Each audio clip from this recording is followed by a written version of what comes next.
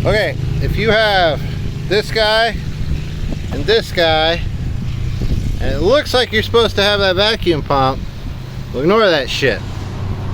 Find this one for your heater core. That's for your heater core. Everybody's gonna tell you it's something else. It's not, it's your heater core.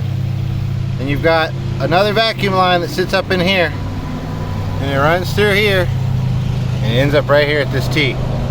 Now mine was broken, so I had to jerry rig it, but it's all connected now, and you can see right here, it's a vacuum line.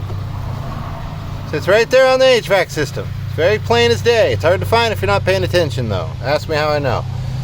It was broken here, so I got this all cleared out, plugged it in, plugged it back in, voila, AC works. Well, AC worked before, but the HVAC portion. Don't forget your Leatherman. I shall not forget my Leatherman, son. Good call. You almost crushed it. I know. You know, I did that once already. Oh. Yeah. Very talented of me, I know.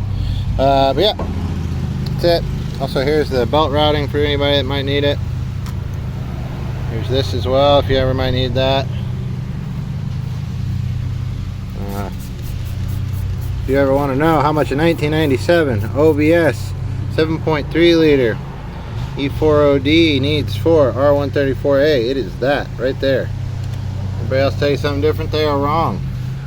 Remember, it's this configuration. You'll have to have this and this here. Otherwise you have this big vacuum canister bullshit and you got four-wheel drive and all this other shit, and good fucking luck. Right now I've got an oil leak in the valley. That's all we're looking at.